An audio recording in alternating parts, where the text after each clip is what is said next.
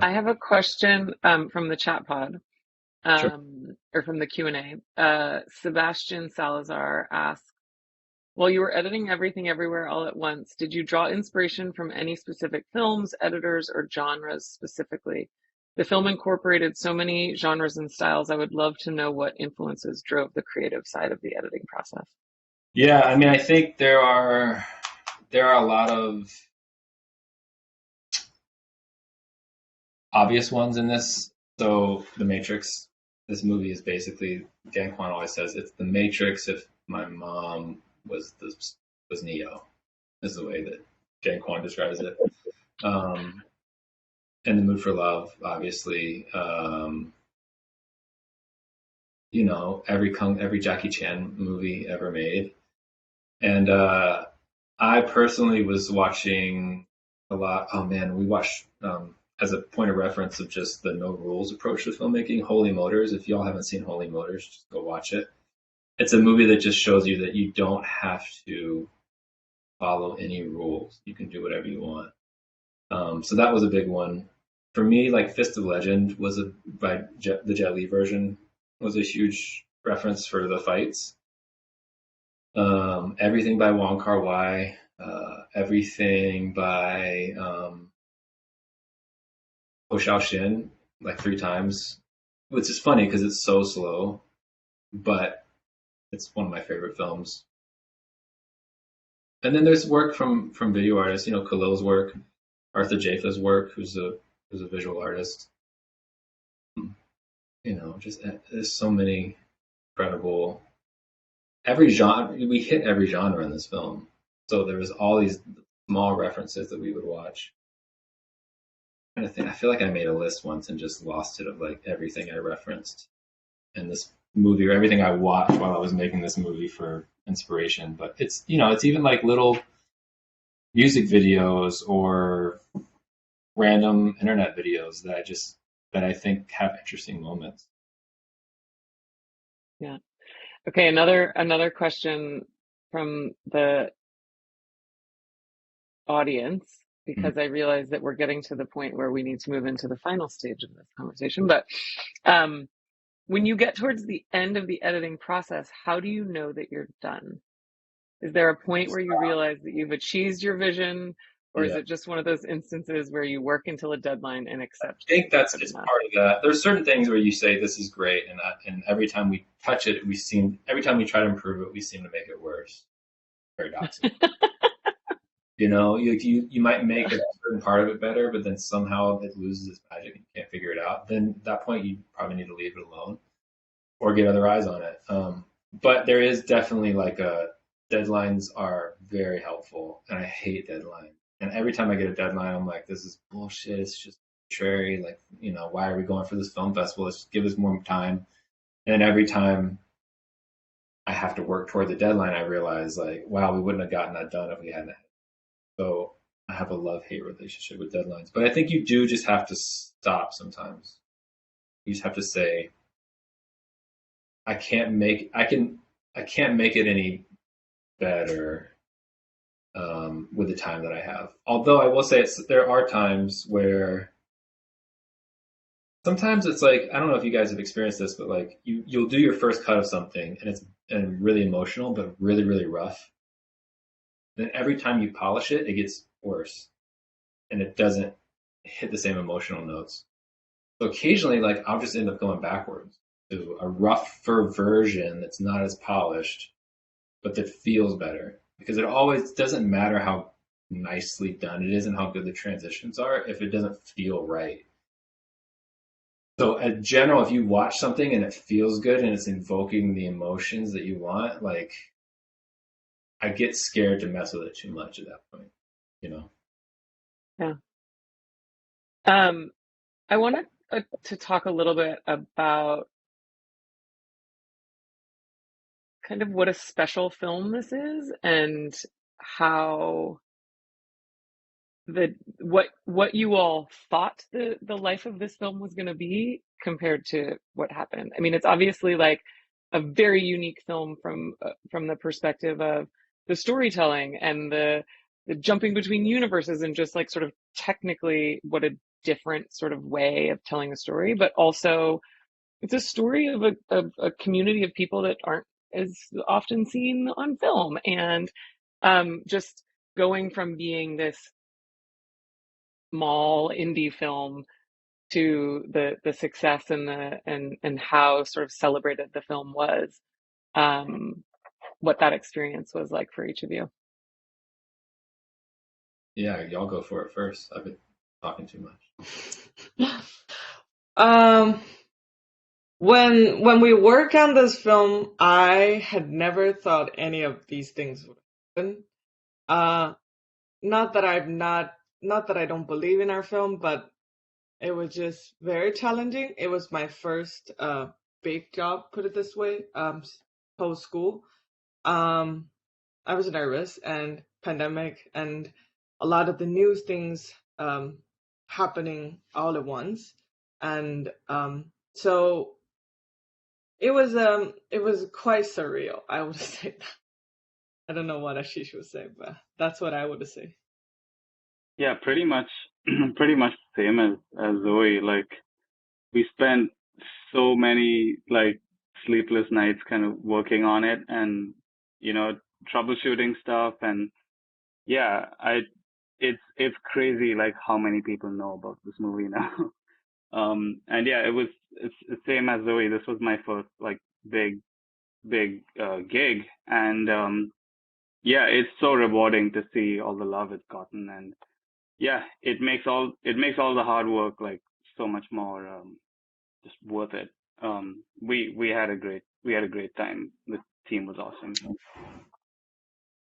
Yeah, I think that I had like everyone had high hopes for the film, but low expectations because we, have a safe way to approach these things, and you also just never know when things are going to hit.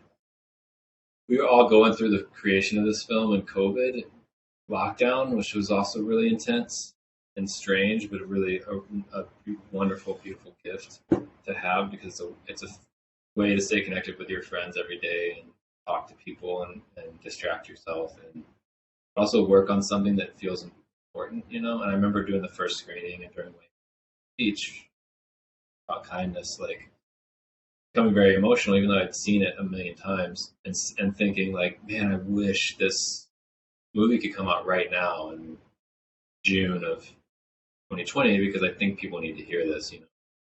Um, so, I remember Dan and Daniel, or maybe it was Dan Kwan, saying something like, I hope we make enough money where we can get to make one more film. It was just like maybe make some impact. And he was at a coffee shop like the week after the movie came out, texted us and was like, I heard someone in the coffee shop like said they saw our movie. Like, how crazy is that? And it was now looking back on the fact that like at a certain point, I felt like everybody was talking about it. That seemed very like cute. And we were like, one person saw the movie. Like, yeah, that's so cool. Yeah. So it was crazy. What's up, Ashish? Yeah, I remember seeing it opening weekend just because we know all of you, and of course we were supportive of you, and going to like meet friends for drinks after and saying, "Oh, I went and saw this movie." They're like, "Yeah, I've never heard of it," and then like the stark difference a It year was, later. and it also grew slowly. It wasn't like an overnight thing. So it was in Yeah, theaters for like 6 months or something crazy. yeah, yeah. Just felt like it just more and more and more and more. Um, Yeah. so I'd like to move into sort of, there's been a lot of questions in the chat pod around advice, career, Mhm. um, and I'd love to jump into some of those. Kenny Eskerkin asks, how does one find careers in editing, animation, and visual effects before, like when they are right out of university? I'm graduating in spring and I'm nervous that I'll be looking for a job years after, despite almost a decade of Premiere and After Effects experience. Yeah, I mean, a big part of it for me was internships. I came out here in the time when you work for free. So I did internships where I wasn't getting paid, and that's not a privilege everyone can have because my wife was paying my bills. So it's different, and I think it's a different it's going to be different for everyone, but my general advice is to find people whose work you like. And I'm not, not talking like I like Steven Spielberg, I'm going to go hit up Steven Spielberg, but like people who are, if you see a music video that you like or that you like a part of it, email the director and be like, hey, I'm an editor. I would love to work with you. Just like, let's keep in touch. If you have anything you're working on now and you need help, I'm here. Um, and just consider it like working in your dorm room or in your bedroom with your friends, the way that you would make stuff on, on iMovie when you were in high school. Have that kind of attitude of like, let's just make something good together. All I want to do is make something good with a good person who's nice. That was my like criteria, was like, are you doing good work? And good work meaning like interesting work, but also like work that's good for the world. And are you a good person? Are you nice? Work with you? Are you nice to other people? That was kind of all I had, and so that like led me to really cool places. I came out to LA. I volunteered at a kids camp that taught kids how to make music videos. I met Dan, Dan and Daniel worked there. I met Hiro Murai, who now directs Atlanta. He was a counselor there. Like these are the kind of when you put yourself in places where good people are doing good work for a good reason, those people tend to go places, and so will you. And not because you're hanging on to them, but because you all share a collective vision of the type of work that needs to be in the world. And the type of work that needs to be in the world is the type of work that's going to be successful, because if people need it, they're gonna want it, and they're gonna gravitate towards it. So I think those type of things are important. Don't just sit at home and send emails out. Like, go out, meet people, go do interesting things, like volunteer. Volunteering is a big one for me. That's how I met so many interesting filmmakers and just people in my life that I still keep in touch with.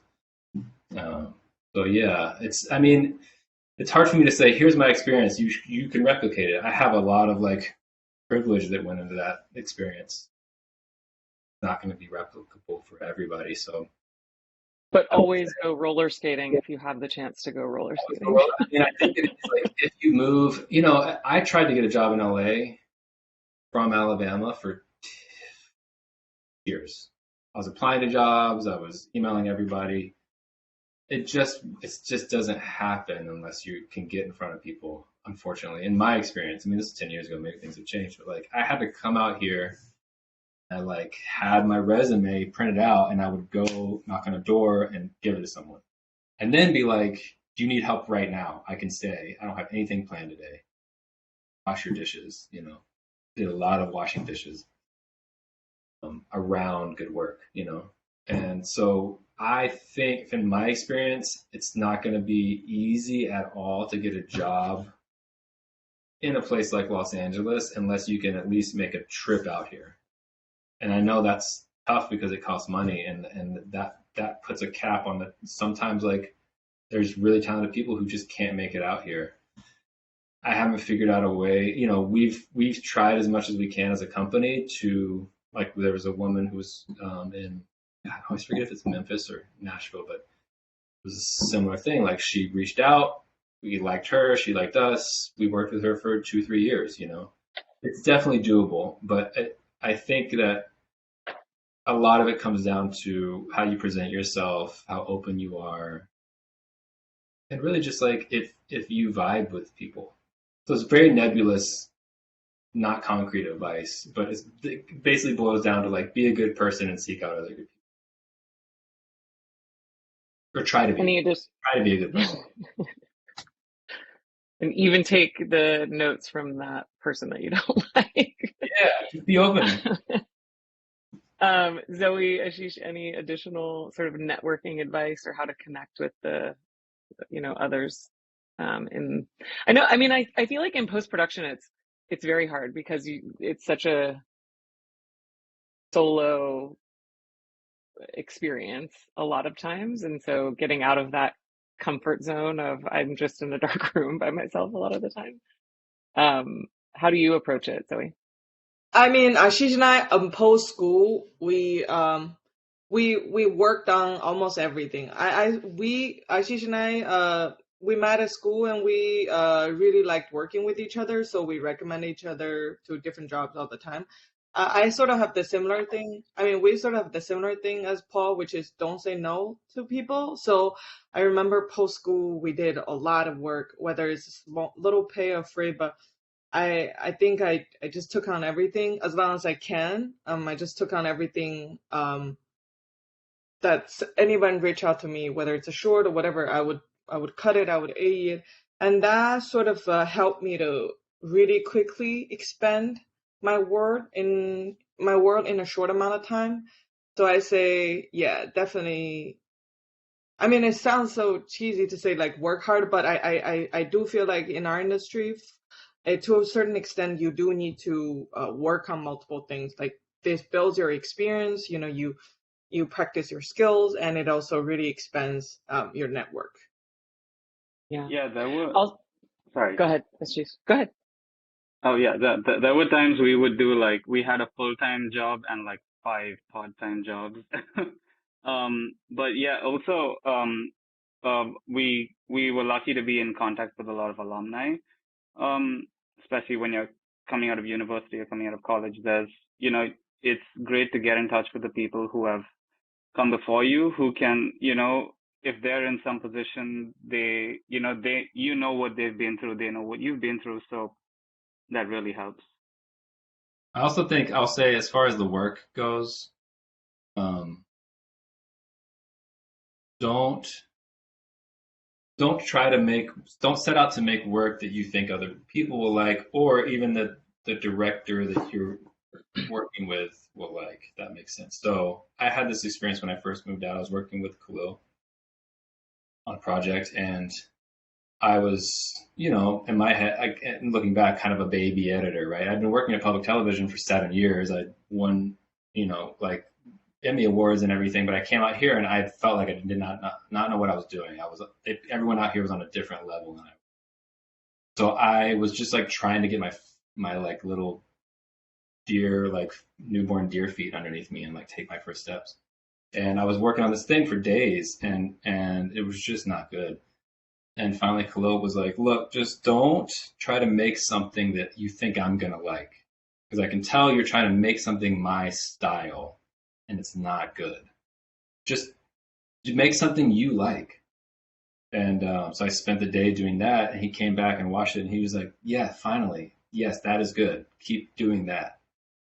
So I think we can lose the fact that like our role in this process is to use who we are to make the project, the scene, the video, the film better with our not just our technical skills and our ability to emulate a style that we think is cool or emulate another film, but with our emotional literacy and with our life experiences and with the fact that I know what it means when someone says something like this. I know what that look means. I know that if I do this, it reminds me of the way that my mother sang Amazing Grace to me every night. Like that kind of stuff is the stuff that makes filmmaking and art feel really universal. Like the more personal it is, the more universal it becomes because it feels like you Mhm. can tell it's a real story from real. So that's as far as the work, that's my advice. Don't shy away from putting who you are into it. There's another piece of Canny's question that I want to address, and that is despite almost a decade of Premiere and After Effects experience. And what it makes me think of is I did another panel with an editor, Monica Salazar, and she was talking about sort of making that transition from assistant editor to editor, from post PA to assistant editor, Yeah. and what she said was always be editing and always think of yourself as an editor. That Yeah. even if you have some downtime, like be cutting and practicing your craft, and that will make the other people around you think of you as an editor, and recognize that editing is really where you're focused. That That makes sense. just having the perception of other people, then they'll think of you as like, oh, I'm looking for an editor. Oh, I'm that person's an editor. I always see them cutting, right? They're always talking about, like, Yeah, yeah, yeah. I I like think that. that's great advice. And I think that it's also like you're going to be given if you can get yourself in the position where you are given opportunities, and you get that opportunity, what good does it do you if you turn out a piece of work that anyone could have done or any AI computer program could have done? Like, do really interesting, strange things. Have a strange sensibility. Watch the weirdest stuff you can. Watch as much films from other places as you can, and because it doesn't matter if people consider you an editor and then they say, okay, do the scene, and then you do a cookie cutter scene that anybody could have done. Not going to get you far. But I think that Okay. monetization is really good. Yeah. So you all have had a whirlwind of a couple of years.